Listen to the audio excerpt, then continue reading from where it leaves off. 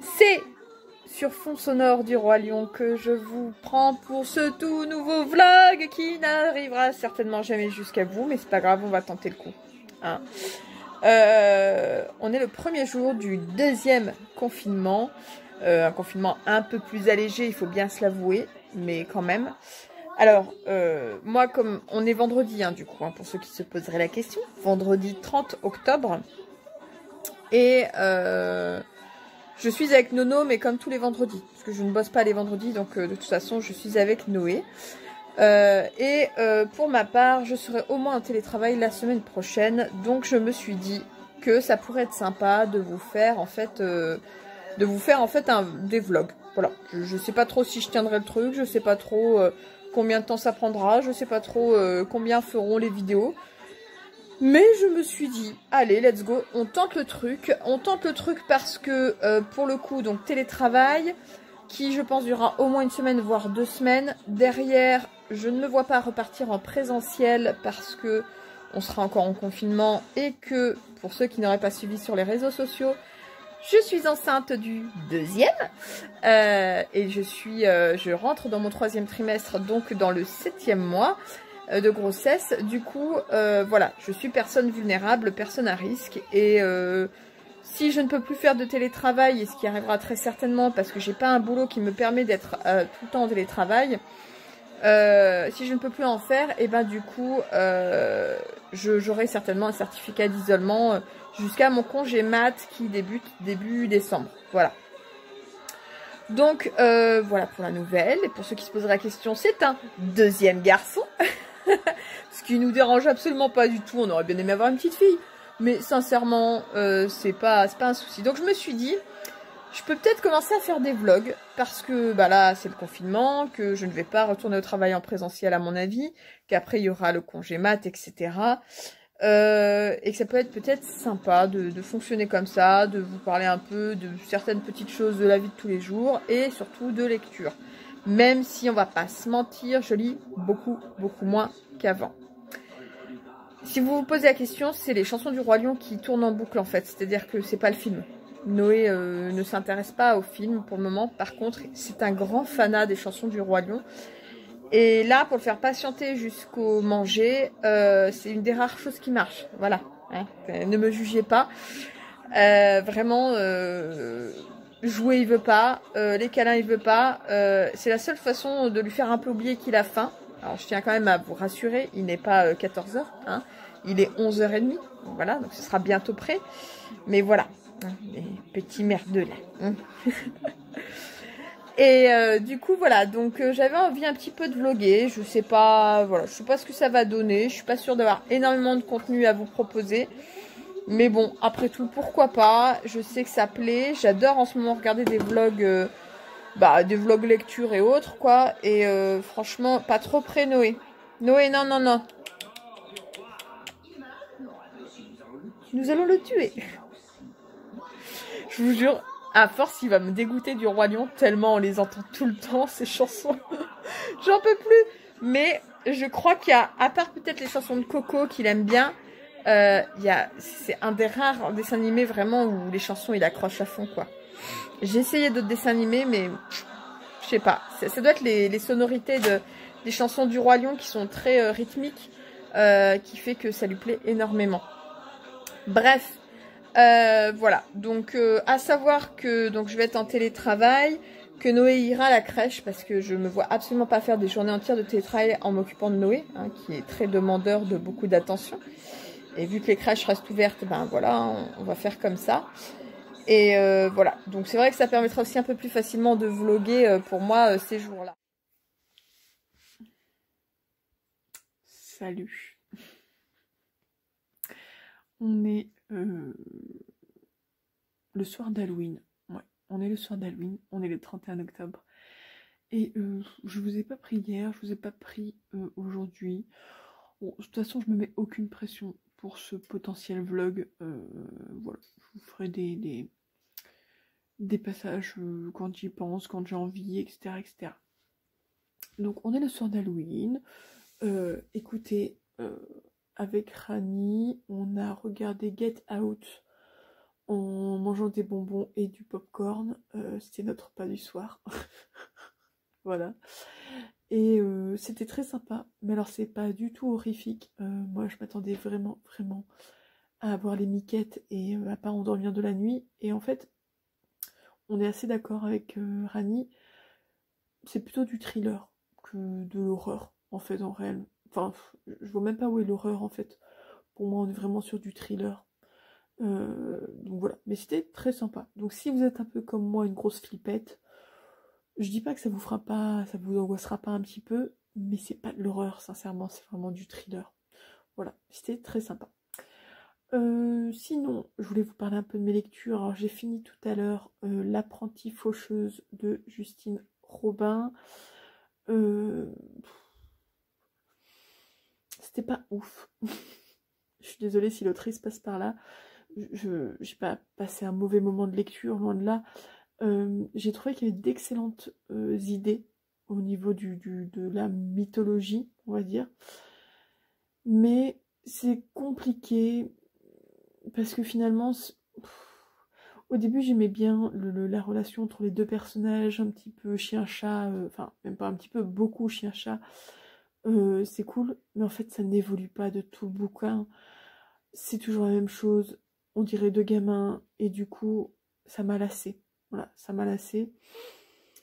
Ce qui est très dommage, parce que vraiment, je trouve qu'il y avait un sacré potentiel sur la mythologie au niveau de, des faucheuses, des cavaliers, de l'Apocalypse, etc., etc. Et en fait, je trouve que c'est assez gâché par les histoires entre les deux personnages principaux, et surtout la personnage principale, je sais pas si je peux dire ça comme ça, qui je trouve est la pire, et vraiment, t'as envie de lui éclater la tête contre le mur, quoi. Au bout d'un moment, tu te dis, c'est bon, allez, t'es pas une gamine, allez. Ça fait 150 ans que t'es morte, meuf, passe à autre chose, sans déconner. Voilà, bon, bref, c'était pas une lecture de fou, et je pense que le souci venait vraiment, vraiment des personnages, voilà. Je suis absolument pas certaine de lire la suite, je vous avoue qu'à mon avis, je ne lirai pas la suite. Mais en tout cas, je sais que beaucoup avaient aimé ce premier tome, parce que je pense qu'ils ont su aller au-delà des caractères des personnages. Donc n'hésitez pas à essayer. C'est aux éditions... je sais plus. Donc je vous l'aurai noté. Et du coup, je vais continuer en lisant Mercy Thompson, le tome 6 de Patricia Briggs. Toujours dans le cadre... C'est tombé par terre, mais ça va, il y a un tapis. Toujours dans le cadre en fait du challenge du Book Secret City. Donc voilà, donc là ça me permettra de remplir la case sur les loups-garous. Puis vous savez à quel point, pour ceux qui me suivent depuis longtemps, et même si ça fait longtemps que je n'ai pas posté de vidéo, vous savez que j'ai un amour particulier pour les loups-garous, beaucoup plus que pour les vampires. Voilà, vraiment... Les vampires j'aime bien, mais c'est pas ce que je préfère comme créature surnaturelle. Je préfère des loups-garous. Et quoi qu'il en soit, si vous aimez l'urban fantasy, et je vous parle pas de la bitlite avec de la fesse à tous les coins de rue, je vous parle vraiment d'urban fantasy, n'hésitez pas à aller vers Mercy Thompson. Je vous dis pas qu'il n'y a pas un poil de fesse de temps en temps, mais c'est pas du tout le propos principal du bouquin. Voilà.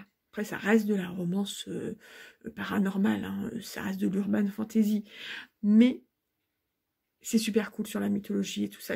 Enfin bon, bref, moi j'adore Mercy Thompson, donc je suis très contente de pouvoir continuer. J'ai eu le tome 5 il n'y a pas si longtemps, c'est bien, on garde le cap, on va essayer petit à petit à rattraper le retard.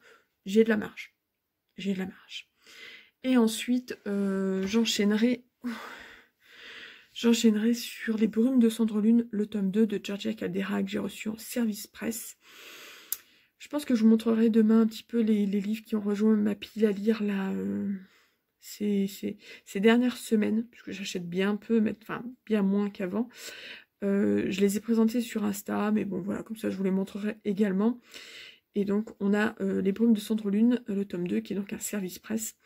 Je ne demande quasiment plus aucun service presse parce que j'ai plus du tout un rythme de lecture qui me permet de lire beaucoup. Et puis en plus ça met une certaine pression, même s'il n'y a pas d'obligation à se mettre une pression, il n'empêche que ça met quand même une certaine pression d'avoir des services presse. Sauf que là, j'ai adoré le tome 1. J'ai voté pour lui pour le Plip 2020, mais il n'a pas gagné. Et forcément, de toute manière, je voulais lire le tome 2, et donc j'ai tenté ma chance, ils m'ont dit oui. Enfin, je reçois les catalogues, hein, toujours. Donc quand j'ai reçu le catalogue, je leur ai dit que voilà, que j'étais intéressée. Ils m'ont dit oui, ils me l'ont envoyé, je l'ai reçu, je vais le lire. Et en plus, ça rentrera dans le challenge de l'Escape Game pour le Book Secret City. Donc je suis contente, voilà. Voilà. Donc écoutez, je vais vous laisser pour ce soir. Il est 23h15. Je vais essayer de lire une petite heure pour avancer, pour me coucher autour de minuit, minuit et demi. Puisque même si demain c'est dimanche, Noé ne connaît pas trop le sens du mot week-end. C'est normal, il va avoir 2 ans, hein, ouais, il s'en fout. Hein. Et encore, ce matin, il s'est réveillé à 7h30. Pour Noé, c'est limite une grasse mat, 7h30 du matin.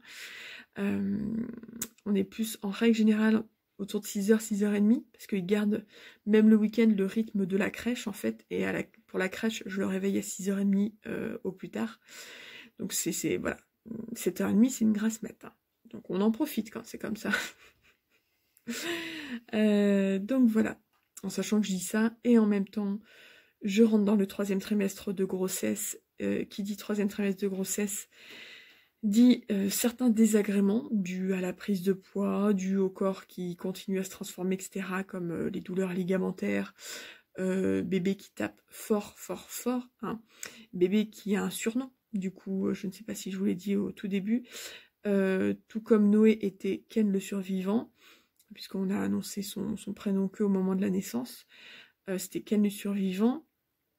Ce petit bébé, qui est un 2e garçon, c'est Rocky Balboa, voilà, hein, parce que c'est un boxeur, il ne fait que me taper, non mais vraiment, c'est-à-dire que Noé ne tapait pas comme ça. Déjà, je l'ai senti beaucoup plus tôt. Alors, il paraît que quand c'est un 2e enfant, on le sent beaucoup plus tôt, mais même, il tape énormément, il bouge énormément, c'est un truc de fou. Ça peut être aussi bien quand je suis couchée tranquille que en train de manger ou sous la douche ou aux toilettes, ou enfin peu importe le moment, il tape, il bouge, hein, je vous jure, je suis ravie, hein. Encore 3 mois comme ça, enfin, au minimum 2 mois. Bref, du coup voilà, donc Rocky, sachez-le, ce ne sera pas, alors, je reprécise parce que Rocky ne sera pas son prénom, hein. On sait déjà comment on va l'appeler. On sait déjà voilà, son prénom, mais on ne le donne pas. Et quand on parle de lui, on parle avec le pseudo. Enfin, le pseudo, le surnom. Voilà. Donc, Rocky Balboa. Rocky. Voilà. Donc, je commence à faire des insomnies de grossesse. Je commence à avoir beaucoup de douleurs ligamentaires. À avoir bébé qui bouge dès qu'il sent que je commence à me réveiller un petit peu la nuit. Donc, je vous raconte pas quand... Vu que j'ai l'impression qu'il est en train de remuer mes entrailles, j'arrive pas à m'endormir de suite. Voilà. Donc la nuit commence à être un petit peu compliquée. Dans un sens, heureusement que je vais être en télétravail, au moins je pense pour une semaine. Alors, je ne dis pas que c'est un bien, hein, qu'on soit confiné. Enfin, je pense qu'il fallait un confinement, hein, c'est pas le souci, mais bon, voilà. Mais je pense que même s'il n'y avait pas eu tout ça, j'aurais été mise en arrêt... bientôt, parce que je commence à fatiguer et que les nuits commencent à être compliquées, et donc si les nuits sont compliquées et que vous devez aller au travail derrière, c'est encore plus compliqué. Voilà. Donc écoutez, je vous reprends demain matin, ou je ne sais pas quand. I don't know, on verra. J'ai jamais prétendu que ces vlogs seront très intéressants, hein, voilà, voilà.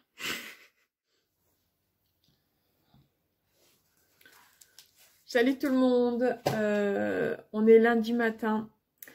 Vous allez vous dire, mais elle a changé de lunettes. En fait, c'est ma 2e paire de lunettes que j'aime bien, mais que je mets pas souvent. Notamment quand je suis pas maquillée, comme là, parce que je trouve que ça fait très sévère, en fait. C'est-à-dire que maquillée, surtout avec le maquillage que je fais habituellement, c'est joli, il n'y a pas de souci. Ce petit côté un peu secrétaire, vous voyez, je sais pas. Mais je trouve que sans maquillage, ça fait très sévère sur mon visage. Mais j'ai mis ces lunettes-là pour bosser parce qu'elles ont le filtre, vous savez, anti-UV, enfin anti-lumière bleue. Et que du coup, là, je me suis posée pour travailler, puisque je suis en télétravail. Donc, je suis à la maison, mais je suis en télétravail. D'ailleurs, je vous montrerai, je pense, mon petit coin que je me suis installé pour bosser. Bref, je ne sais pas du tout comment ça va se passer, ce télétravail. Parce qu'au premier confinement, on avait fait 1 semaine de télétravail, mais c'était compliqué parce que pour le coup, là, on avait les enfants. Moi, j'avais Noé. Et que c'était pas forcément simple à gérer. Qu'on était dans quelque chose d'un peu plus dans de l'effervescence en fait, parce que finalement direct ça a été un confinement beaucoup plus strict, et du coup il fallait appeler les salariés, savoir où ils en étaient, voilà, ils étaient un peu paniqués, ils savaient pas comment ça allait se passer, etc. Moi actuellement aujourd'hui tous mes salariés travaillent pour le moment, un peu comme moi finalement cette semaine, en sachant en fait, si vous voulez, que j'accompagne des salariés sur 3 ateliers. Donc, puisque j'ai, comment dire, hein, attendez, je reçois des mails. Donc j'accompagne des salariés sur 3 ateliers, parce que nous sur l'association, on a plusieurs ateliers où on recrute et où on accompagne les salariés, donc ils bossent dans ces ateliers-là. Et il y a énormément d'ateliers. En tout, on a 200 salariés en insertion. Alors pas à 35 heures, hein. La plupart sont à 26 heures. Mais on a 200 salariés en insertion. Donc on est 7 CIP plus une CIP en alternance qui va prendre quelques dossiers, je ne sais pas quand. Et du coup, forcément, on ne peut pas être partout. Voilà. Donc moi, j'ai des personnes sur le transport, donc c'est-à-dire que c'est l'atelier où c'est les personnes qui vont chercher les dons de vêtements, les dons de meubles, etc. Donc c'est des chauffeurs manutentionnaires. Eux, ils vont, je pense, bosser encore cette semaine, peut-être la semaine prochaine. Au premier confinement, ils n'ont pas tous bossé dans l'équipe, c'était un peu particulier. Certains étaient en chômage partiel, d'autres non. Enfin voilà, c'était un peu une équipe qui a bossé, mais pas tout le long. Enfin bref, voilà. Par contre, les 2 autres ateliers que j'accompagne, donc j'ai l'entretien des locaux et un jardin bio, où j'ai tous les salariés pour ces 2 ateliers-là. Eux, ils ont bossé au premier confinement, ils vont rebosser au deuxième. Hein. C'est-à-dire que bah, les jardins, ils ont pas... Voilà, hein, c'est comme les agriculteurs, hein, ils continuent, hein, c'est du maraîchage. Hein, à un moment donné, tu vas pas laisser pourrir les légumes. Donc eux, ils continuent à bosser. Après, ils sont moins à risque au travail parce que bah, ils sont pas collés les uns aux autres, sont en extérieur, etc. L'entretien des locaux, donc le ménage, le nettoyage, ils ont bossé au premier confinement parce que bah, en fait, on a des centres d'hébergement, donc il faut toujours venir nettoyer. On a différents ateliers qui bossent, donc il faut bien venir nettoyer. On a aussi là où il y avait les bureaux, donc bah, il y avait quand même des gens qui venaient régulièrement, donc il faut bien nettoyer. Et au final, voilà, c'est des personnes qui, en plus, bon, qui prenaient plus de temps pour nettoyer parce qu'il y avait tout un protocole qui se mettait en place. Et voilà, donc eux, ils vont continuer à bosser sans souci. Puis on n'a pas pour le moment, on n'a pas le souci de la garde d'enfants puisque pour le moment, les enfants vont à l'école. Est-ce que ça restera? On verra. Je vais faire un petit point sur mes lectures. Et puis, comme je vous l'avais dit, je voulais vous présenter un petit peu les derniers arrivés dans ma pile à lire, succinctivement. Je ne sais pas si je l'ai bien dit. Pour ceux qui me suivent sur Insta, vous les avez déjà vus passer. Il y a rien de... Il n'y a rien de nouveau là-dedans. Mais pour ceux qui ne me suivent pas sur Instagram ou qui n'auraient pas vu passer... en sachant que je mets toujours mes présentations de mes nouveaux romans qui rentrent dans ma pile à lire en stories permanentes, hein, sachez-le. Mais voilà, pour ceux qui vraiment ne me suivent pas là-bas, bah, ça vous permettra de savoir un petit peu ce qui est arrivé dans ma pile à lire ces derniers mois, puisque j'achète très peu, hein, déjà, premièrement.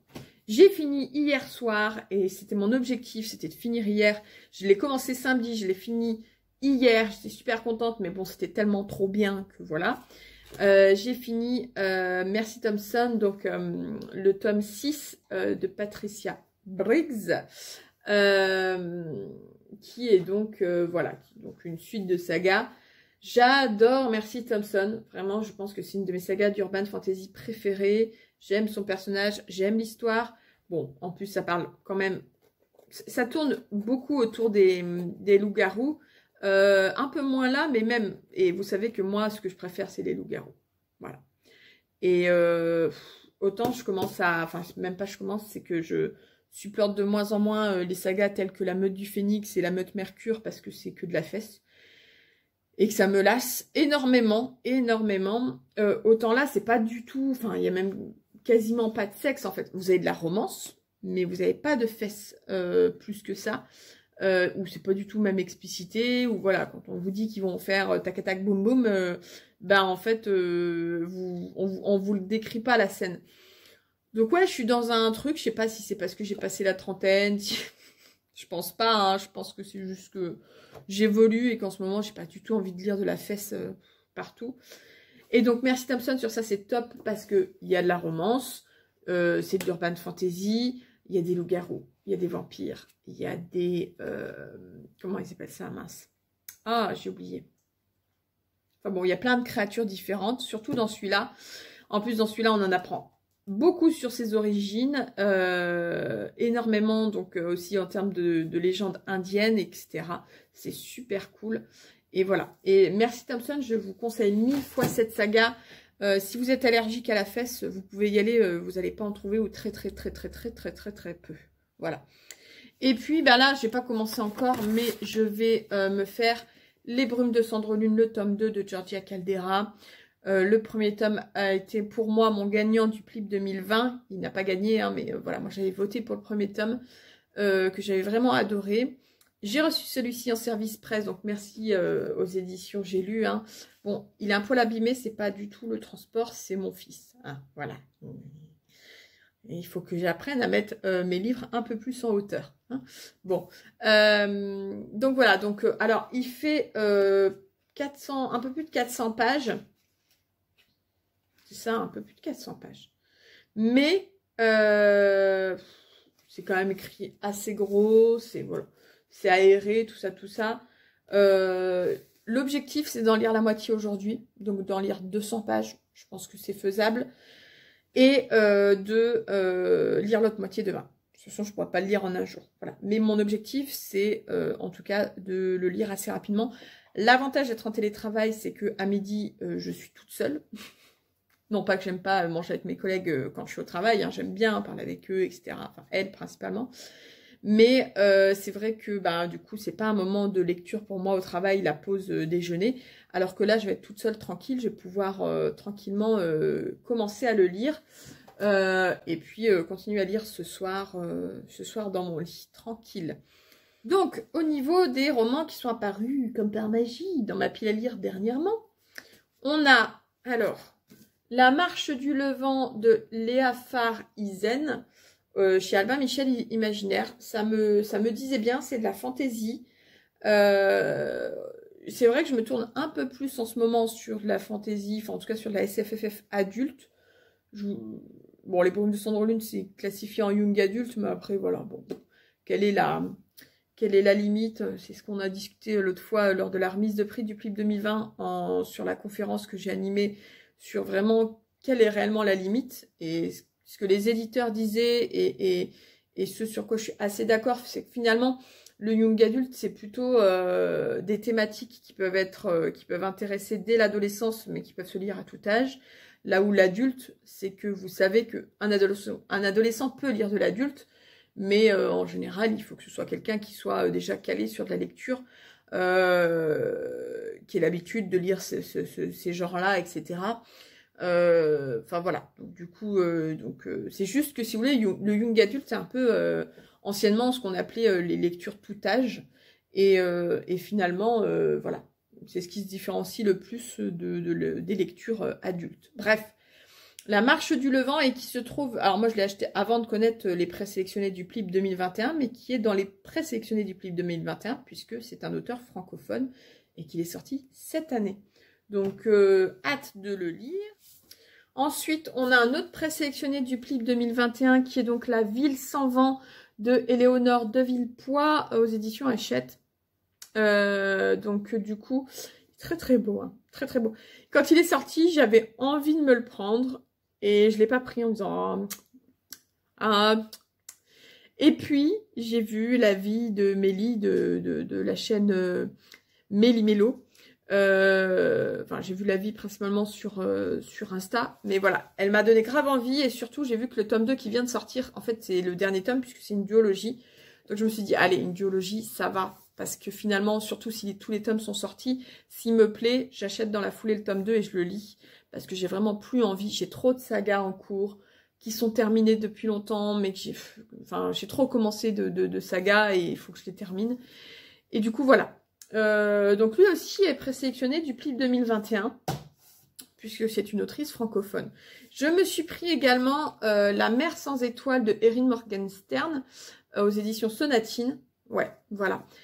J'en ai entendu énormément de bien. J'ai déjà lu cette autrice avec le cirque des rêves, voilà, que j'avais énormément aimé. Donc écoutez, on verra ce que ça va donner. Il est très très beau ce bouquin. Il est joli, hein. Bon, tous ces bouquins-là, à part, celui de Hachette est beaucoup moins cher, mais dès que vous achetez en grand format en adulte, vous douillez, hein, les gars, vous douillez. Hein. Je me suis pris L'année de grâce de Kim Liggett aux éditions Casterman. Écoutez, c'est pareil, j'en ai entendu énormément de bien sur c'est quoi, une sorte de dystopie? Ouais, c'est ça, une dystopie, a priori féministe. En tout cas, ça parle des femmes et ça parle surtout d'une société très patriarcale. Alors vous me direz pourquoi féministe? Parce que alors que c'est une société patriarcale, justement, je suppose que ce qui va être abordé, c'est ça, c'est le fait qu'on puisse plus accepter certaines choses. A priori, il est quand même assez dur, mais en tout cas, j'ai très très hâte de le lire. Voilà, il me fait très envie. Je me suis pris La 9e maison de Leith Bardugo aux éditions de Saxus en hardback. Moi, je l'ai pris en hardback. Donc, il est très très beau. En fait, j'avais pris déjà Le Prieuré de l'Oranger en hardback. Que j'ai déjà lu. Donc là, pour le coup, vous avez ma chronique sur Insta. Voilà, donc n'hésitez pas à aller voir. Voilà, vous voyez. Hop. Magnifique. Bon, je pense que vous l'avez déjà vu passer, hein, ce bouquin-là. Et j'avais beaucoup aimé Le Prieuré de l'Oranger. Énormément aimé. Je trouve que De Saxus a tout compris en proposant une version hardback et une version paperback.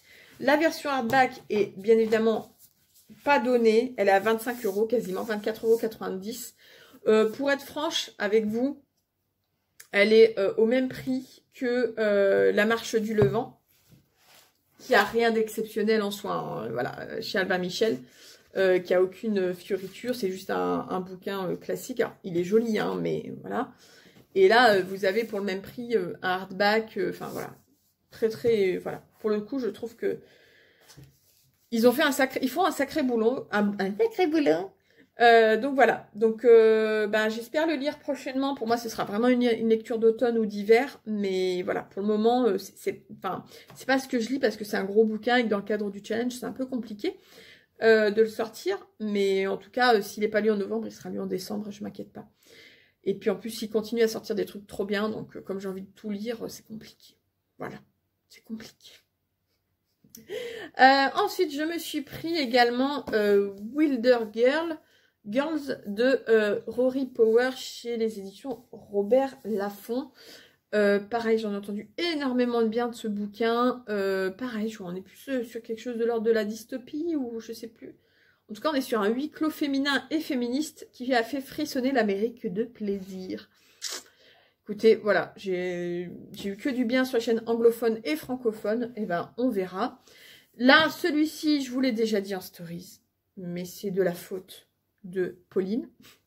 Très joli prénom. Je fais la blague à chaque fois, mais on s'en fout. Donc, de la faute de Bookin. Je crois que c'est ça ton pseudo. De toute façon, je vous mettrai en barre d'infos. En fait, elle me l'a pas fait découvrir parce que j'en ai entendu parler sur les chaînes anglophones déjà, je crois, l'année dernière. Que je savais qu'il sortait, qu'il m'intéressait, mais je savais pas si j'allais me l'acheter ou pas. Et en fait, elle en a dit tellement de bien. Et oui, je te mets la pression. À un moment donné, quand on influence les gens, il faut assumer. Et en fait, elle en a dit tellement de bien que je me suis pris donc Le Prince Cruel, le premier tome de Holly Black aux éditions Rajo. Voilà. C'est de la, comment dire, C'est de la fantasy, fantastique, je sais pas trop. En tout cas, c'est avec des fées, des faées si vous préférez. Et bref, c'est en général tout ce que j'adore. Et voilà. En fait, tout ce que je vous montre là, j'ai qu'une envie, c'est de les lire. Mais je peux pas. Enfin, je peux pas. Je vais pas tout lire d'un coup. Mais c'est sûr que là, j'ai très envie de les lire. Et puis le dernier, et pas des moindres. Non, je plaisante. C'est un petit bouquin que je me suis pris à France Loisirs, mais qui sera lu pour le coup cet hiver, donc je pense plutôt décembre, janvier. Sûrement au mois de décembre. C'est L'Hôtel Heartwood, le tome 2 de Callie George, sur la saison de l'hiver. Alors ça date d'il y a, je pense, d'il y a 2 ou 3 ans. J'avais acheté le premier tome, qui était sur l'automne. J'avais trouvé trop mignon. C'est vraiment très jeunesse, hein, là. Il y a des illustrations. Enfin bon, voilà. En gros, vous lisez ça en 1 heure. Voilà. Bon. Mais j'avais pas, il y avait rien d'autre qui me faisait envie chez France Loisirs. Je me suis dit, ah, c'est cool. En plus, moi, c'est vraiment des bouquins.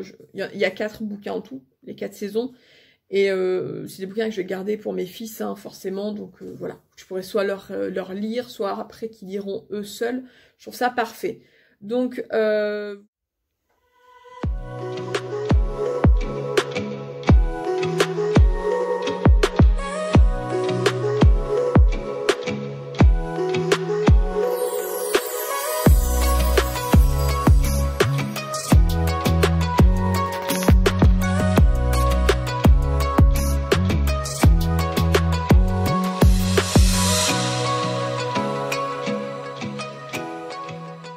salut tout le monde, il est presque 7 h. Noé fait des siennes ce matin avec le petit-déj.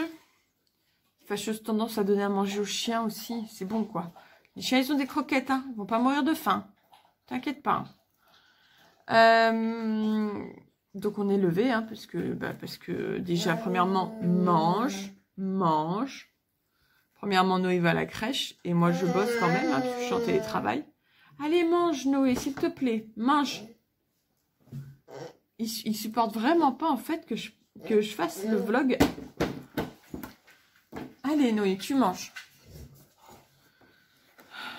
Bois un coup et tu manges. Moi je voulais vous prendre pour vous parler un peu de ma lecture des poèmes de Cendrelune. Le tome 2. Ici présent.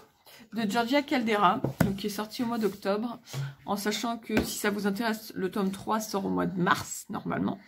Donc ça fait pas trop d'attente entre chaque tome, hein, puisqu'au final, le tout premier tome était sorti... alors, celui-ci devait sortir à la base au mois de mars-avril, et puis du coup, ou même... Enfin, en tout cas, si, mars-avril, puisqu'il devait sortir pendant le premier confinement. Et puis, ils l'ont repoussé. Mais en gros, c'était un tome par an, quoi, je pense, hein, de toute manière, voilà. Bref, j'ai coupé une sonnerie qui s'est mise en route.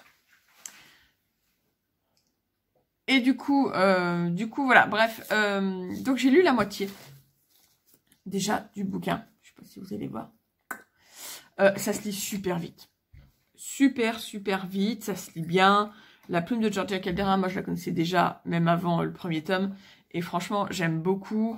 Ma petite déception pour le moment dans ce tome 2, comparé au tome 1, c'est que c'est vraiment exclusivement axé sur la romance. Mais genre, vraiment quoi. Genre romance fantastique, mais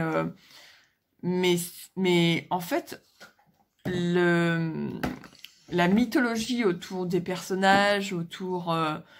voilà, enfin, les explications sur certaines choses. Dans le premier tome, en fait, on vous pose quand même la mythologie, enfin, l'explication du monde dans lequel ils vivent, de ces dieux, etc., etc. Donc, même si, bien sûr, vous sentez qu'il y a qu'il y a la romance qui est là, sous-jacente, qui va se développer, etc., il y a quand même tout cet aspect très explicatif du monde qui est super intéressant parce qu'elle a créé un monde super intéressant, Georgia Caldera. Et là, dans ce tome 2, alors, c'est un tome de transition, toujours le tome 2, hein, on est d'accord, mais dans ce tome 2, pour le moment, on est vraiment quasiment que sur de la romance. Puis alors, une romance comme dit Nina Quill en Enemies to Lovers, C'est-à-dire qu'ils sont ennemis, en fait, pour le moment, mais en même temps, ils ressentent des choses l'un pour l'autre, et en même temps... Voilà. Faut aimer aussi ça. Faut aimer. Moi, ça me dérange pas particulièrement, pour le coup. C'est pas du tout quelque chose qui me dérange. La romance, c'est pas quelque chose qui me dérange, si elle est bien traitée. Là, ce qui m'embête plus, c'est que finalement, je trouve que l'autrice, elle part du principe que peut-être elle a posé ses bases dans le premier tome et qu'il n'y a plus besoin d'en parler dans le deuxième tome. Ce que je trouve dommage parce qu'on a beaucoup de questions sans réponse sur pourquoi Céphise, donc le personnage principal féminin, a ces pouvoirs-là, pourquoi lui aussi est comme ça, etc., etc. Noé, tu manges bébé, s'il te plaît, parce que à la base, le but de maman de vloguer, c'était de patienter en attendant que tu aies fini de manger. Merci. Et là, tout ce que tu fais, c'est papoter avec Daryl. Ouais, faut manger. Déjà que je vois que tu veux pas du tout manger ta clémentine ce matin. D'accord. Donc voilà, donc pour ceux qui sont un peu allergiques à la romance, vous lancez peut-être pas dans les brumes de Cendrelune. Il y a de la romance dans le premier tome, mais pas que, donc ça va. Et là, dans le deuxième tome, pour le moment, pour moi, c'est vraiment que de la romance. On va voir, ça se trouve, ça va un peu plus se développer, on aura un peu plus de réponses dans la deuxième partie de ce deuxième tome. Mais voilà, j'ai vraiment la sensation d'un tome de transition où elle développe vraiment la relation entre les personnages dans ce tome-là. Et pas du tout l'explication du monde, l'explication des pouvoirs, l'explication de plein de choses, quoi, au final. C'est un poil dommage selon moi, mais ça m'empêche pas de passer un bon moment et de continuer à le lire tranquillos pelos.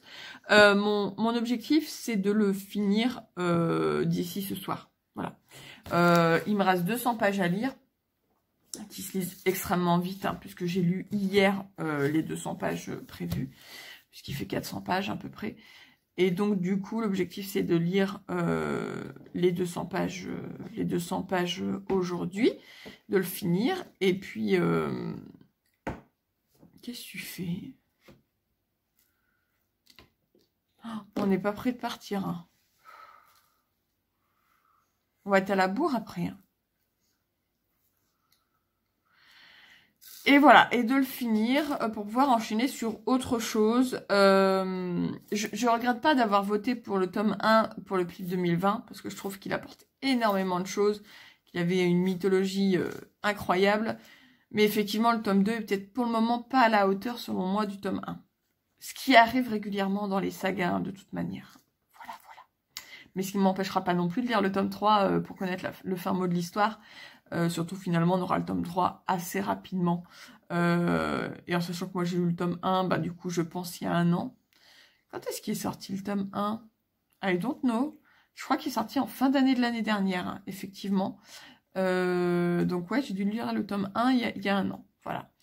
Alors, moi, c'est bien quand ça dépasse pas un an entre les publications, parce que même si vous oubliez un peu, vous oubliez pas tout, etc. Dès que ça dépasse un an... c'est catastrophique, je perds tout intérêt pour la saga, en règle générale. Je me rappelle plus de l'histoire, en règle générale. Et c'est comme ça qu'en fait, j'abandonne un nombre incalculable de sagas parce que vous avez des sorties qui sont trop éloignées les unes des autres. Bon, il y a aussi d'autres raisons. Hein. J'ai tellement commencé de sagas. Tiens, mon petit bébé. Oui, maman, elle finit son bout de vlog. D'accord ?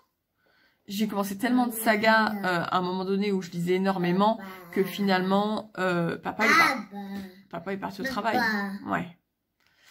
Que finalement, vous suivez plus le rythme en fait. Enfin voilà, vous suivez plus le rythme. Mais je vous en reparlerai de ça, mais je pense dans une autre vidéo vlog parce que ça va faire long. Je pense que je vais d'ailleurs bientôt la couper cette vidéo vlog pour la monter. Mais je vous en reparlerai. Oh, Noé, pas de bêtises. Pas de bêtises. Je vous en reparlerai de ça parce que mon rapport à ma pile à lire, à ma façon de, on va dire entre guillemets, de consommer les livres a changé forcément. Mais c'est normal. On évolue tous. Bref, écoutez, je vous laisse parce que Noé est en train de faire n'importe quoi. Je vous fais des bisous et je vous dis à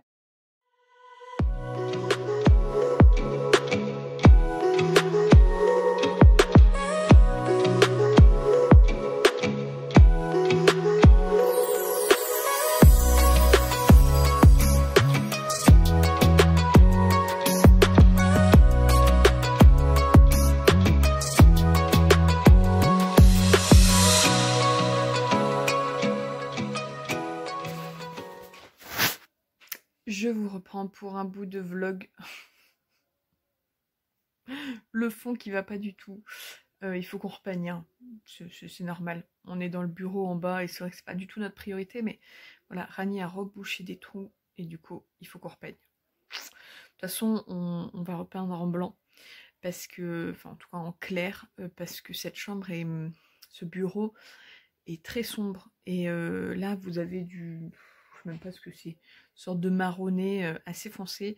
Et du coup, ben ça aide pas pour que la chambre soit un peu plus éclairée, claire. Je ne sais pas. On est dimanche 8 novembre. Je crois que la dernière fois que j'ai dû vous prendre, ça devait être le lundi ou je sais plus. En fait, j'ai filmé d'autres passages, mais je suis pas certaine de les mettre. On verra si je les ai mis ou pas. Tout simplement parce que je parlais pendant 20 minutes de ce qui s'était passé cette semaine. Et je dis pas que c'est pas intéressant, mais j'ai pas forcément envie de passer 20 minutes sur le. Enfin, de vous mettre 20 minutes de vlog sur ça. Donc, je vais vous dire brièvement pourquoi je ne vous ai pas franchement repris cette semaine. Alors faites pas gaffe à mes ongles, il faut que j'enlève ça aujourd'hui et je referai mes ongles demain. Alors, en fait, j'ai été censée être en télétravail cette semaine.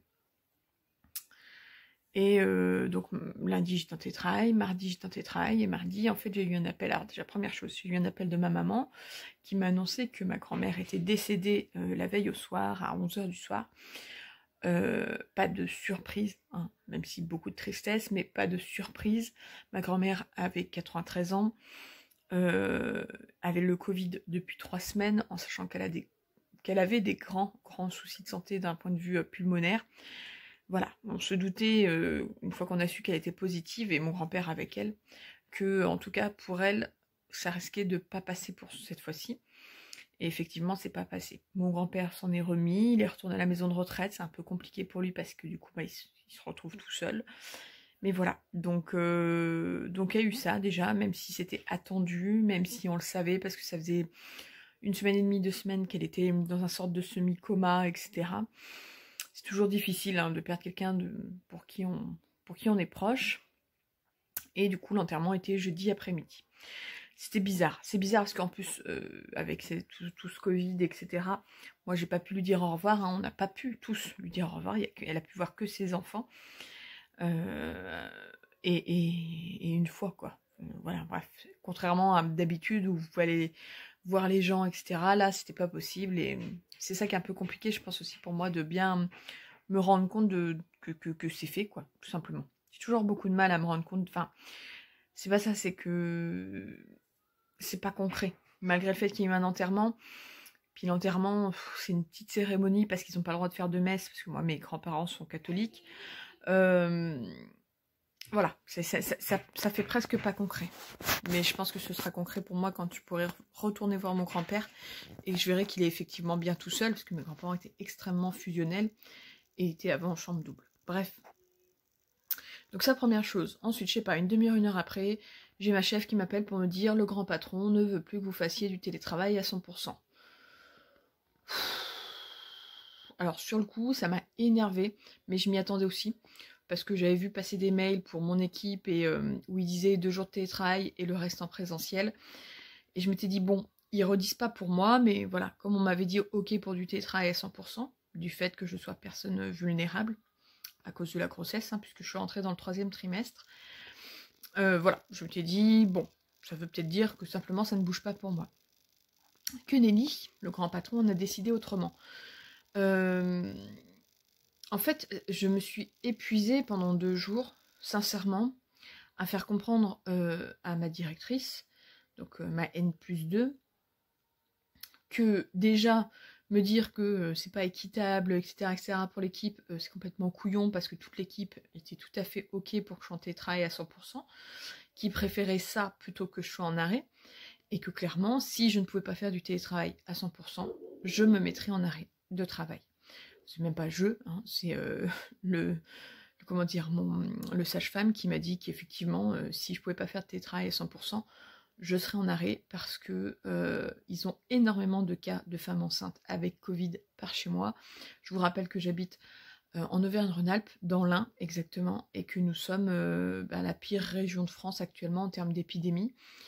Un tiers des tests sont positifs, beaucoup de femmes enceintes cette fois-ci, il me disait le sage-femme, contrairement à la première vague, rien à voir. Première vague, ils ont dû avoir peut-être une dizaine, une quinzaine de femmes enceintes ayant le Covid. Là, c'est plus le cas, hein, il y en a beaucoup plus. Et il y a des risques. Voilà, quand vous avez le Covid et que vous êtes enceinte, il y a des risques pour vous, principalement, mais aussi pour le bébé. Donc voilà. Donc en fait, le mardi plus le mercredi, voilà, ça a été compliqué pour moi parce que j'ai vraiment eu la sensation de m'épuiser à essayer de leur faire comprendre que j'avais envie de continuer à travailler. C'était pas que j'avais pas envie de continuer, parce que si je n'avais pas envie, le sage-femme il m'aurait mis en arrêt et puis c'est tout, quoi. Que j'avais envie de continuer de travailler, mais que je ne le ferai pas dans leurs conditions à eux, que je le ferai dans mes conditions à moi, c'est-à-dire télétravail chez moi. En sachant que je ne peux pas faire je ne fais pas un travail qui permet à la base de télétravailler à 100%. À 75%, ouais, 75%, oui, surtout que j'ai de l'administratif en retard. Mais on va dire que exceptionnellement, et pour une période entre guillemets courte, c'est tout à fait faisable. Surtout si mes collègues continuent à faire du présentiel, je peux leur demander s'il y a vraiment besoin qu'ils voient un salarié, un de mes accompagnements, qu'ils aillent voir la personne. Bref, au final, ce qui a été accepté par le grand patron, mon N+3, c'est que je refasse encore une semaine de télétravail en 100%, donc là, la semaine qui vient. Ils vont essayer de faire en sorte que mon remplaçant qu'ils avaient déjà trouvé arrive du coup plus tôt que prévu, pour que je puisse essayer de le former un minimum. Et puis voilà. Et du coup, je serai en arrêt à partir du 16 novembre, tout simplement. Il y a Noé qui fait des siennes, mais il a mal aux dents en ce moment. Et du coup, il est insupportable. Je vous jure, les dents, mais j'ai hâte que ce soit fini. Il en manque plus que 3. 3 molaires et on n'en parle plus. C'est un enfer, ces dents. Je vous jure, c'est un enfer. Et puis, ça va reprendre avec numéro 2, hein, avec Rocky. Mais bon, on n'y est pas encore. Hein, parce que Rocky, déjà, il arrive dans 2 mois et demi. Et puis, c'est ça, on est quoi? On est quasiment mi-novembre. Ouais, c'est ça. 2 mois et demi, 3. Ouais, c'est ça, 2 mois et demi. Et puis après, les premières dents en général, c'est autour de 6 mois. En général. Donc, on a quand même encore un petit peu de temps. Voilà. Mais d'ici là, ça se trouve, Noé finira à peine les siennes que. C'est comme ça. Donc voilà. Donc, du coup, ça. Et puis, dans la foulée, le mardi, après. Comment dire? Après l'annonce de ma chef qui me disait oui, on veut plus que vous fassiez du télétravail, blablabla, ce qui s'est arrangé, hein, puisque comme je vous disais, je pourrais en faire là la semaine qui vient, puis après je serai en arrêt, donc je serai tranquille chez moi, je vais me reposer. Voilà. Et en fait, j'ai reçu un mail de notre avocate, dans le cadre de l'affaire qui concerne Noé, hein, qui m'annonçait la bouche en cœur qu'elle ne s'occuperait plus de notre affaire. Alors, ils ont le droit, les avocats, c'est pas le souci, d'autant plus que l'affaire n'a pas réellement, entre guillemets, commencé, puisqu'on est encore dans l'enquête préliminaire. Donc voilà, il y a certes un juge d'instruction qui a été voilà, qui est sur le truc, mais en fait en réalité là pour le moment le juge d'instruction il fait rien du tout, puisque c'est les gendarmes qui sont sur l'enquête, et l'enquête stagne depuis 1 an, un peu plus d'1 an, puisqu'on attend les expertises médico-légales de 2 médecins légistes, parce que oui, les médecins légistes ce ne sont pas que pour les personnes décédées. Médecins légistes, c'est des médecins qui dépendent en fait du judiciaire, tout simplement. Et du coup, on attend les expertises. Et ça met extrêmement longtemps. En plus, avec le Covid cette année, je pense que ça a effectivement ralenti le truc. Donc voilà. Donc bref, moi j'avais envoyé un mail à l'avocate il y a 3 semaines pour parler d'un papier que j'avais reçu, savoir si je devais le remplir, pas le remplir, tout ça. Elle ne m'avait pas répondu. Je l'avais relancé lundi soir et mardi matin. Elle me répond que en fait elle s'en occupera pas. Voilà. Alors c'est pareil, vous voyez, tout dans la même matinée, franchement j'étais pas bien. Et du coup ça m'a un peu énervée, puisque ce qui m'a énervée, c'est pas tant qu'elle dise je le ferai plus, parce qu'à la limite je préfère qu'elle me dise maintenant avant que tout ait commencé. Je préfère qu'elle me le dise maintenant avant que tout ait commencé, mais c'est plutôt le fait qu'elle dise pour des raisons indépendantes de ma volonté. Ce à quoi je lui ai fait remarquer que concrètement, quand c'est indépendant de sa volonté, c'est que c'est la volonté des autres. Donc, quelle était la volonté de qui de pouvoir pas faire? Et en fait, c'est bien sa volonté à elle, hein, c'est juste qu'elle a essayé de mettre une jolie formule, sauf qu'elle est mal tombée avec moi, parce que moi, les jolies formules, ça marche pas sur moi. Voilà. Bref, a priori, on a trouvé une nouvelle avocate, enfin, en tout cas, on m'a donné le nom de quelqu'un que je vais contacter, qui est spécialisé dans le syndrome du bébé secoué, et donc des dommages corporels. Enfin, des dommages corporels et du syndrome du bébé secoué. Donc elle sera parfaite, je pense, pour notre affaire. Et voilà, il faut que je la contacte et que je vois avec elle si elle est OK pour nous accompagner sur cette affaire. Voilà. Donc ça, c'était un peu tout ce qui s'est passé. Je pense que j'ai eu un peu un contre-coup de tout ça dans la semaine, du coup. J'ai très peu lu, j'ai été très fatiguée. Et puis voilà. Et puis Noé en plus, Noé, j'ai essayé de travailler jeudi matin avec Noé, c'était compliqué. Ensuite, le vendredi, je m'en suis occupée. Hier aussi quand même pas mal. Et c'est vrai que voilà, que c'était pas simple. Donc j'ai quand même réussi hier soir à finir Les Brumes de Cendre-Lune, le tome 2 de Georgia Caldera. Et je crois que je vous avais dit que j'avais trouvé la première moitié extrêmement romance, avec quasiment aucun élément enfin aucun élément explicatif du monde, des pouvoirs, etc. Et pour le coup, dans la deuxième partie, on l'a, tout ça. C'est-à-dire que, en fait, elle a développé la romance à proprement parler, enfin, peut-être pas la romance, mais en tout cas, le relationnel entre les deux personnages principaux dans la première moitié. Et dans la deuxième, elle développe quand même plus, justement, autour de toutes les questions qu'on peut se poser autour du monde, autour du... Voilà, autour de pourquoi ils ont des pouvoirs, quel genre de pouvoirs, les dieux, etc., etc. Et c'était beaucoup plus intéressant, même si, voilà, j'ai trouvé forcément que c'était beaucoup plus axé romance que le premier tome. Mais je pense que c'est normal, dans le premier tome, ça se met en place. Et là, dans le deuxième tome, réellement, voilà, c'est acté, entre guillemets. Donc, j'ai bien aimé quand même. J'ai très envie de lire le tome 3 qui sortira au mois de mars, si tout va bien. Mais voilà, je pense quand même avoir moins aimé. J'ai vraiment eu la sensation que j'ai pas autant apprécié que ma lecture du premier tome. Peut-être parce que je m'attendais pas à ce qu'il y ait vraiment autant de romance en fait, en réalité. Parce que avoir un peu de romance dans un bouquin SFFF, ça me dérange pas. J'ai rien contre la romance, j'aime bien ça. Mais je pense que je m'attendais pas à ce que ce soit aussi romance dans ce tome 2. En tout cas, voilà, si vous êtes un peu allergique à ça, attention parce que c'est vraiment assez romance. Mais pour autant, c'était une très bonne lecture et on en apprend énormément dans cette deuxième partie de bouquin sur pourquoi le monde est devenu comme ça. On fait des hypothèses. Ça, j'ai bien aimé. Moi, quand je commence à me dire, mais peut-être que du coup, machin bidule, peut-être que ce truc-là, oui, j'aime bien. J'aime bien parce que du coup, ce sera peut-être pas du tout ça, mais en tout cas, ça fait un peu cogiter et ça fait du bien aussi. Voilà. Et puis, la romance est sympa quand même. C'est-à-dire que je l'ai pas trouvé justement, comment dire, j'ai trouvé que les rôles étaient un peu inversés. C'est-à-dire que finalement, la personne la plus affaiblie du couple, entre guillemets, enfin, affaiblie, c'est peut-être pas le mot, mais en tout cas, la plus fragile, voilà. La plus fragile du couple, c'est absolument pas la jeune fille, c'est le jeune homme. Et c'est assez rare, parce que dans la plupart des romances, on est plutôt sur l'inverse. Ou alors on vous fait genre, l'homme c'est un badass, un bad guy, mais en fait c'est un nounours au fond de lui. Enfin, vous voyez, en général c'est comme ça. Quand on veut parler des fragilités d'un homme, c'est en mode, ouais, mais c'est un bad guy, c'est un machin.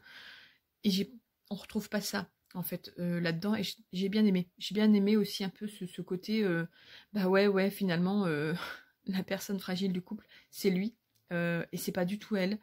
Et elle a ses difficultés, mais au final, c'est sûrement celle qui a le plus, comment dire, qui a le plus de force, voilà, tout simplement. Et qui porte finalement le couple. Et j'ai trouvé ça super intéressant. Et peut-être parce que ça me parle aussi à moi personnellement, mais voilà, j'ai bien aimé, voilà. Mais je pense que ça aurait été plus simple pour moi de rester dans le bouquin à 100% si j'avais pu, voilà, si j'avais eu la tête à ça cette semaine, ce qui a été pas franchement le cas. Voilà. Et puis, pour finir ce petit bout, parce que voilà, je vous reprendrai tout, plus tard, justement, je vous montrerai plus tard mes calendriers de l'Avent. J'en ai parlé un peu sur Insta, en rigolant, parce que hier, je disais à Rani, tu veux pas savoir combien j'ai acheté de calendriers de l'Avent? Puis il me disait, bah dis-moi. Je lui dis 4. Et il me dit, oh bah ça va. Je dis, ah bah si ça va, ça veut dire que je peux en prendre un 5e. Il me fait, bon, si tu veux. Donc je vous présenterai déjà les 4 que j'ai achetés. Et puis, pourquoi pas, si vous avez une idée de 5e calendrier, mais on en reparlera après, vous pouvez me faire des propositions. Voilà. J'ai demandé sur Insta, mais je vois que, effectivement, comme je suis suivie par beaucoup de lecteurs et lectrices, c'est les calendriers de thé qui ressortent. Sauf que je ne bois pas de thé. Voilà. Enfin, c'est super exceptionnel et je me vois pas acheter exprès un calendrier de thé en me disant si, je vais en boire. Et en fait, je sais que non. Parce que l'année dernière, j'avais pris le calendrier chez Nature et Découverte, que je vous conseille, qui est très très sympa. Le Happy Morning, qui est un mélange soit de... Enfin, il y a des thés, des infusions et des confitures. Et du coup, j'ai pas bu énormément des sachets de thé. J'en ai bu quelques-uns, j'ai bien aimé, mais voilà, c'est pas mon grand truc. Donc bon, bref, je vous reparlerai de ça tout à l'heure. Mais voilà, en tout cas, si vous êtes intéressé par un calendrier de l'Avent qui mélange les thés, les confitures et les infusions, le Happy Morning, il est vraiment top. Je crois qu'il doit être à 40 €, mais il est vraiment super super sympa et il est très joli. Enfin bon, voilà. Mais je vous présente ça après. Allez, on se retrouve plus tard. Je vais aller voir l'affreux qui fait des siennes là-bas. Promis, je vais vous montrer les calendriers de l'Avent. Donc les 4 que j'ai déjà en ma possession. Ils sont tous différents et je suis pas certaine que vous les connaissiez en réalité parce que moi j'ai fouillé pour les trouver parce que je voulais certains calendriers spécifiques, mais je vais vous expliquer, donc je vais vous montrer ça tout de suite. Alors le premier c'est celui-ci et je pense que vous connaissez pas du tout et je connaissais pas non plus. En fait, pour vous expliquer, je recherchais un calendrier de l'Avent qui propose des confitures, voilà. Et l'année dernière, j'avais pris le Happy Morning chez Nature et Découverte. D'ailleurs, n'hésitez pas à le prendre, il est très très sympa. Le souci, c'est que le Happy Morning, on a des thés, des infusions et des confitures. Donc du coup, tous les jours, vous n'avez pas forcément en fait des confitures. Vous avez soit du thé ou une infusion ou une confiture.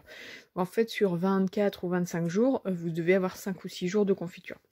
Et comme moi, je ne suis pas une buveuse de thé ni d'infusion, enfin pas trop, je voulais pas reprendre le même. Donc j'ai cherché un calendrier de l'Avent qui fasse exclusivement des confitures, ou enfin en tout cas, voilà, confitures, patates à tartiner, ce genre de choses. Et je suis tombée sur celui-ci. Alors je me rappelle plus des prix, mais je vous les mettrai en barre d'infos avec les liens aussi pour acheter tous les calendriers. Puisque celui-ci, je crois qu'il n'y a qu'un seul endroit où on le trouve, c'est le site Bien Manger. Mais je peux me tromper, on peut peut-être le trouver ailleurs. Et donc, je voulais vous montrer quand même comment il se présente. Oh, il est très très lourd du coup. Vous vous doutez bien que un pot de confiture par jour, ça pèse. Donc voilà. Donc, alors, est-ce que je vais arriver à en sortir un? Voilà. Alors, bien sûr, c'est des petits pots, hein, on se doute. Je l'ouvre pas. Mais c'est des petits pots de confiture. Mais pour goûter tous les jours, je trouve ça super cool. Et puis je me dis, je vais me noter ceux que j'aime, pourquoi pas, ou ceux que Rani aime. Et on pourra les racheter, je pense, en grand format. Donc voilà, ça c'est le premier. Et vraiment, j'ai très très hâte de le tester au petit déjeuner tous les matins à partir du 1er décembre. Youp, youp, youp. Voilà. Ouh. Le deuxième, on reste dans la bouffe. Mais alors, pas n'importe lequel. Alors, il est abîmé parce qu'en fait, je l'ai acheté sur le même site en même temps. Et qu'ils avaient posé celui-ci sur celui-ci. Hein, ce qui n'était pas franchement une bonne idée. Parce que celui-là, il pèse un âne mort. Et celui-là, il est extrêmement léger. Puisque vous l'aurez compris, on est sur un calendrier de l'Avent où tous les jours, on a soit un poivre, un sel ou des épices, en tout cas, sucré ou salé, peu importe. Et ça, je trouve ça très très cool parce que j'aime beaucoup cuisiner. En plus, je crois qu'il y a une recette à chaque fois, ou enfin voilà, comment l'utiliser, etc. Donc voilà, pareil, bon là, vous avez, vous ouvrez la petite case, vous avez un sachet avec les épices en question. Donc là, je pense que c'est des exemples de ce qu'on peut faire voilà. Il y aura sûrement, à mon avis, des épices de pain d'épices, etc., etc. Et pareil, j'ai super hâte. Ils sont super bons. Je peux vous dire que rien que là, ils sont super bons. Et voilà. Et celui-là, pour le coup, je me souviens qu'il n'était pas très cher, pour être franche. Il devait être à 24 €. Donc, si vous aimez cuisiner... est-ce que... Ah non, je vous montre pas, parce que derrière, je crois que c'est noté. Si vous aimez cuisiner, ça peut être franchement un calendrier de l'Avent super sympa. Et franchement, j'ai très très hâte. Et voilà. Donc, ces deux-là, hop, je les avais pris sur le même site. Et c'est le site Bien Manger. Mais je vous mettrai tout ça en barre d'infos. Je me suis quand même pris un calendrier de l'Avent beauté, maquillage, hein, si je dis pas de bêtises, principalement. Peut-être qu'il y a un peu de produits soins, mais voilà. Alors, d'une marque qui est peut-être pas la plus connue par tout le monde, c'est la marque Essence, qui est une marque allemande, si je dis pas de bêtises. Moi, c'est la marque que j'utilise quasiment exclusivement pour... Enfin, peut-être pas exclusivement, mais en tout cas, on va dire qu'elle est... J'ai 75% de mon maquillage qui est la marque Essence. C'est une marque pas chère, au moins cruelty-free, voire vegan en fonction des produits. Et à tout petit prix. En France, vous pouvez la trouver normalement dans les Auchan, mais il n'y aura peut-être pas toujours tout. Et sinon, vous avez plein de sites internet qui proposent cette marque-là avec plus ou moins des frais de port. Hein, mais je vous mettrai deux sites, ou en tout cas où on peut la trouver.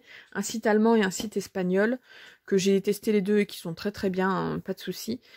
Les frais de port sont un peu chers, pour être franche. Là, celui-là, je l'ai commandé sur le site allemand. Mais j'ai commandé plein de choses. Donc bon, après, voilà, c'était un choix. J'avais acheté plus que ça. J'avais acheté beaucoup de soins et de maquillage. Et je pense qu'ils ont augmenté les frais de port, parce que je ne me rappelais pas que c'était aussi cher avant. Mais je pense qu'ils les ont augmentés à cause du Covid, ce qui est pas déconnant en soi, hein, notamment pour l'étranger, puisqu'on est quand même considéré comme étant un pays étranger. Par contre, si vous habitez proche de l'Allemagne, à mon avis, vous pouvez aller... c'est peut-être pas le moment en ce moment, mais voilà, vous avez peut-être plus de magasins qui le proposent dans le coin. Après, il est souvent très rapidement en rupture de stock. Donc voilà. Et je crois qu'il y en a deux de la marque Essence des calendriers de l'Avent. Voilà, en tout cas, il a l'air très joli. Je ne l'ai pas encore déballé, en fait. Il est encore sous blister. Mais pareil, il coûtait, je crois, 25 € ou un truc comme ça. De toute façon, je vous noterai les prix, mais voilà. Bref, c'est... Voilà, j'ai pas l'intention d'en prendre un deuxième en termes de maquillage, parce que je me maquille pas assez pour ça. Enfin, je me maquille, mais voilà.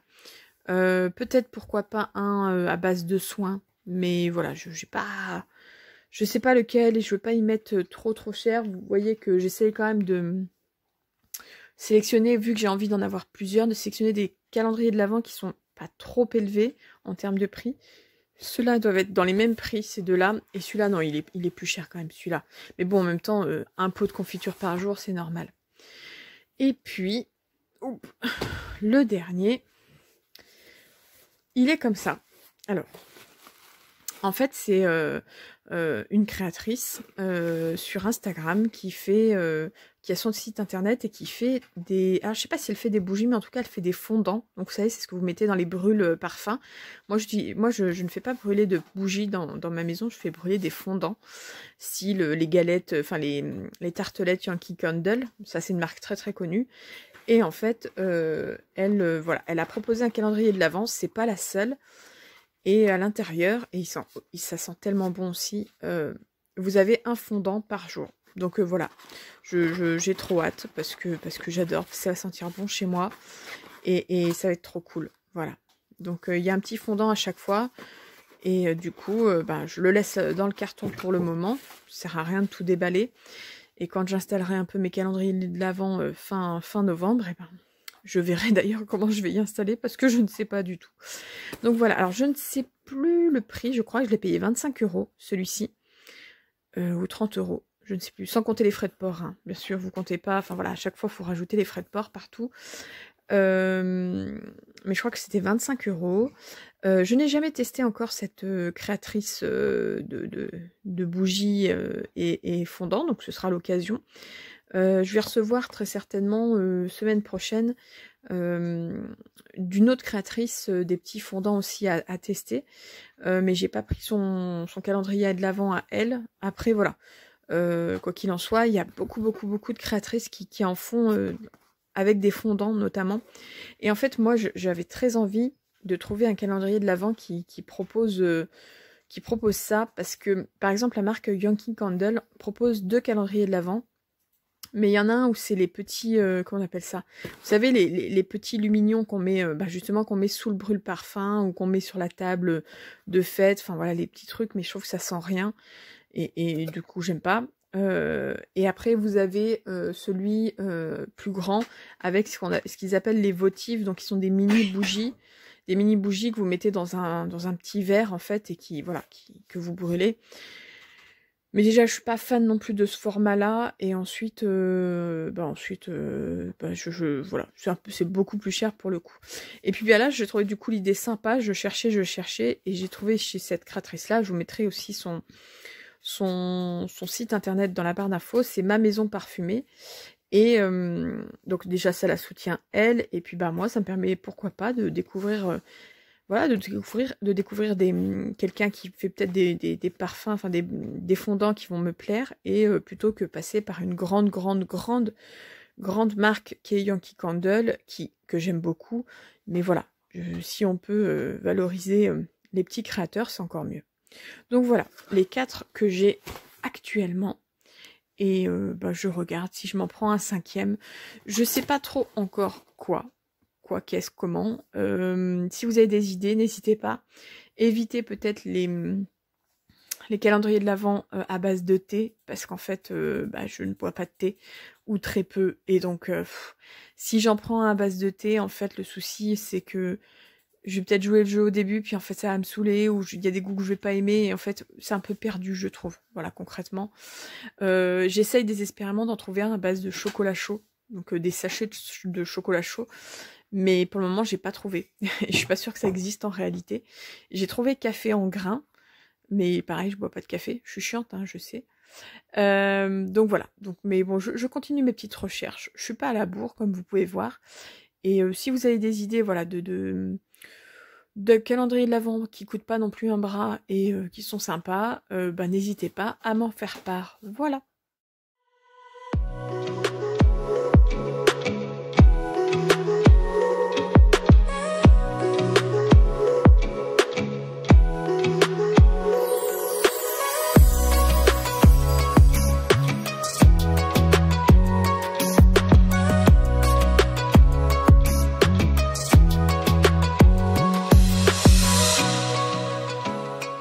Allez, tu fais quoi? Regarde, maman, elle avait fait des boules bleues, mon chou. Tu veux jouer avec quoi? Le rouge ou le bleu? T'as pris une boule bleue? Ah, tu montres à papa. Hein. Mais papa, il joue. Ah ouais, c'est voir. Tu montres à papa? Oh, mais c'est chaud. Oh, il y en a plein les doigts. J'ai oublié de terminer ce vlog. J'étais en train de monter la vidéo en me disant ouais je suis dans les temps et tout, elle va pouvoir être dispo demain matin ou demain en tout cas dans la journée, etc. Et puis je me suis rendu compte que je vous avais pas dit au revoir tout simplement.